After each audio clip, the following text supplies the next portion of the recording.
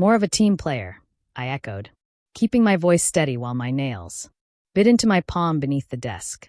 Across from me, my manager, Helen McBride, sat in her corner office, overlooking downtown Chicago. Mid-50s, blazer too tight, smile too polished. She leaned back, her tone syrupy. Camille, you're brilliant. But Rachel, she's got charm. People like being around her. She's just easier. Not more capable, not more accomplished. Just easier. I was 41 now. I joined Westlake Strategies at 35, leaving behind a teaching job and plunging into corporate life with everything I had. 6 years of midnight reports, last minute presentations, and salvaging client accounts no one else could touch. I'd doubled our Midwest portfolio, redesigned a training system, and saved the company nearly $2 million zero in operational waste. But Rachel, with her lunch selfies and carefully curated girl boss quotes, was getting the promotion. I watched Helen pretend to shuffle papers, waited for me to thank her to be gracious. Instead, I slid a crisp white envelope onto her desk. I appreciate the feedback, I said with a calm smile. Here's my resignation. Effective 2 weeks from today. Helen's composure faltered. Camille, wait. Let's talk this through. No need. I said you were clear and I am focused on outcomes. That's why I'm leaving.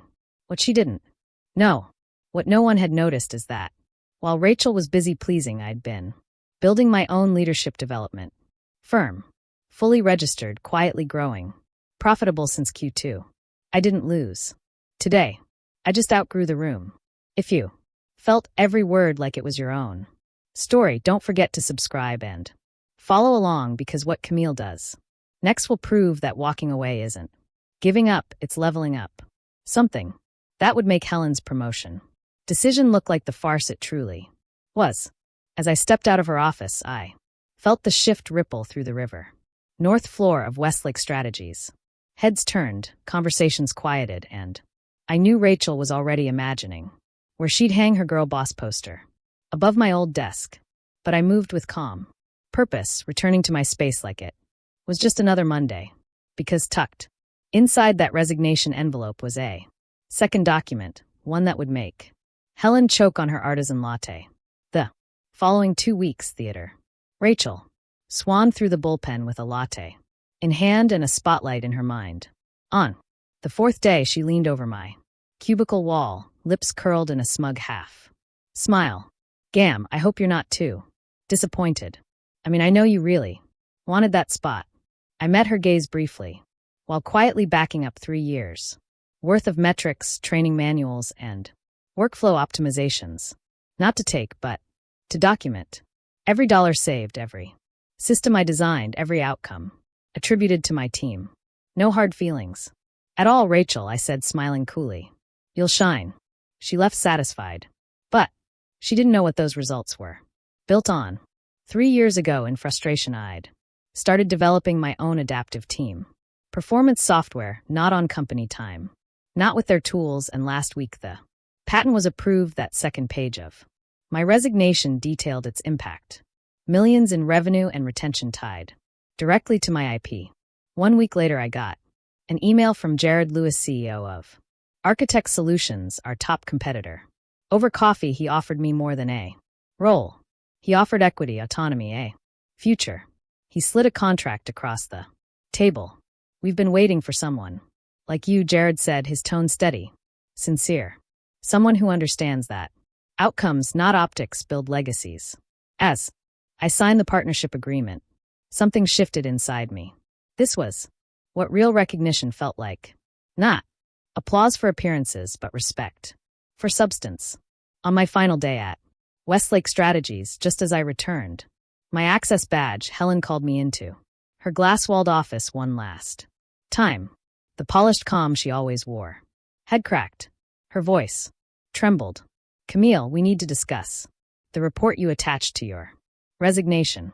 She held up the printed document with stiff fingers. Why didn't you ever tell us about this platform you built? I sat down across from her slowly, straightening the hem of my navy blazer. I did, I replied. 3 separate proposals over the last 2 years. You Dismissed each one, said your priority was improving interpersonal chemistry. Across departments, her eyes scanned the pages, color draining from her face as she absorbed the data. Operational, savings, automated workflows, predictive, project forecasting. And this is patented? She asked, her voice barely above a whisper. I nodded. Filed last. Fall fully approved, and I've accepted an equity partnership at RK Tech Solutions. They're already preparing to scale it firm-wide. Helen exhaled sharply. Architect? Camille? No, you can't. That's our primary competitor in the Midwest. What about loyalty? I tilted my head slightly. Loyalty? You mean when you rewarded Rachel's charm over my contributions? Or when you sidelined my proposals because I didn't host enough happy hours? She opened her mouth. But I didn't wait. If you'd valued output instead of office politics, we wouldn't be here. We'll match their offer. Senior Vice President, just stay. It was never about the title. It was about being valued.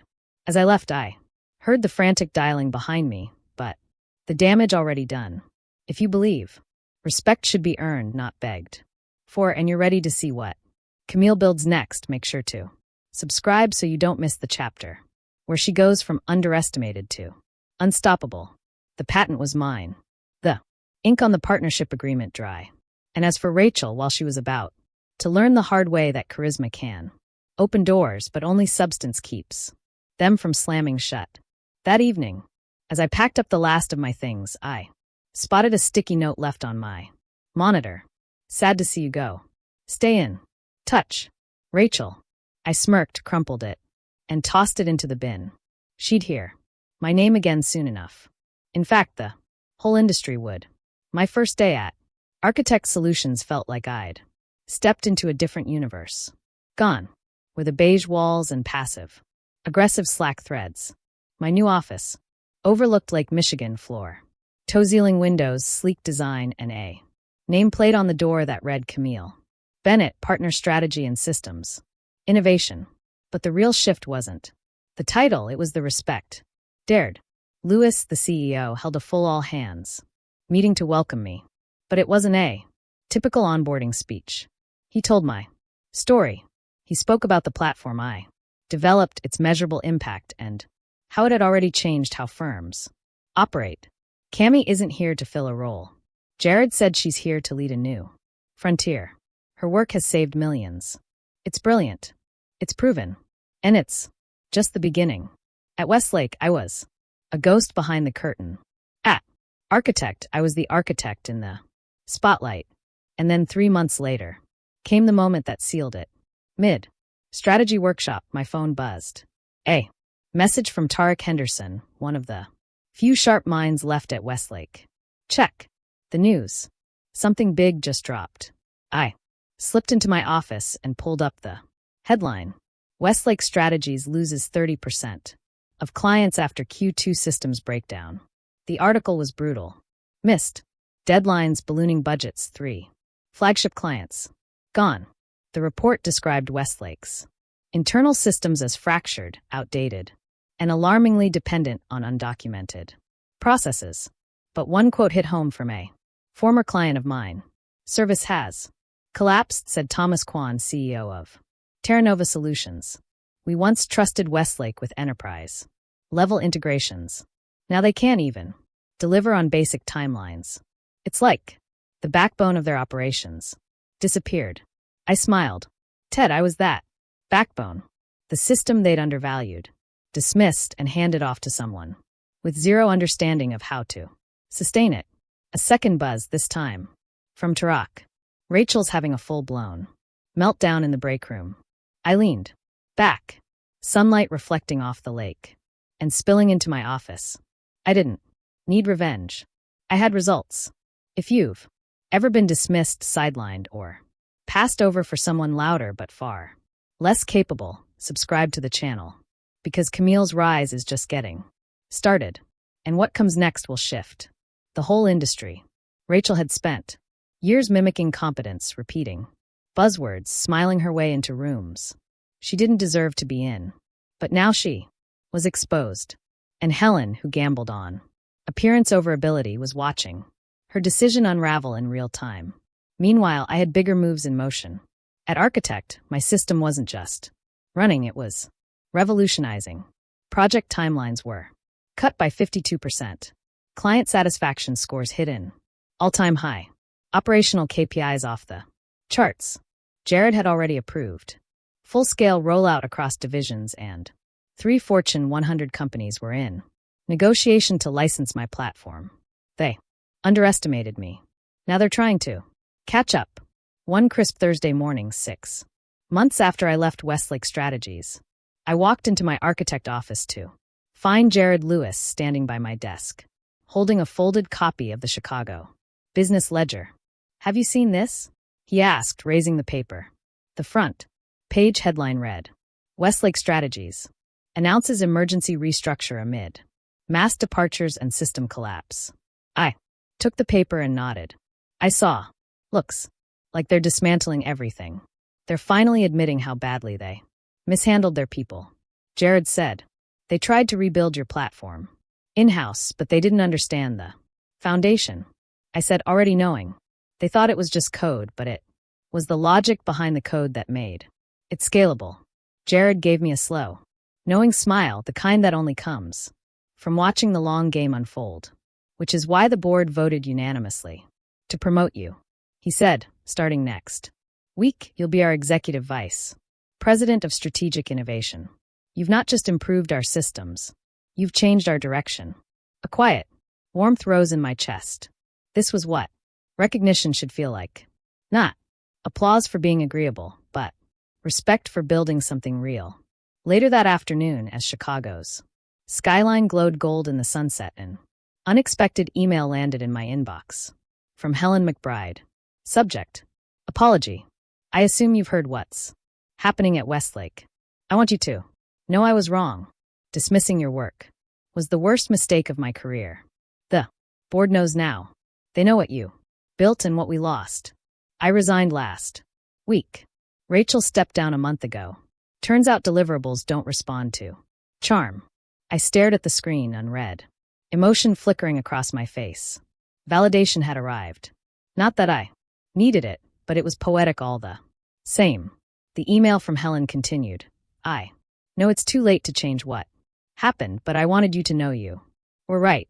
Results do matter. I just wish I'd seen that sooner. Best, Helen." I read it twice. There was a time when a message like that might have broken something loose inside me, when even late recognition might have been enough to patch old wounds, but that time was gone. Now in my corner office at Architect Solutions, sunlight glinted off the glass frame surrounding my patent certificate. Behind me, a polished plaque from our highest performing quarter to date. On the shelf, a fresh copy of Forbes open to a feature naming me one of the top 10 women redefining tech innovation. Helen's message was no longer a reckoning. It was a footnote.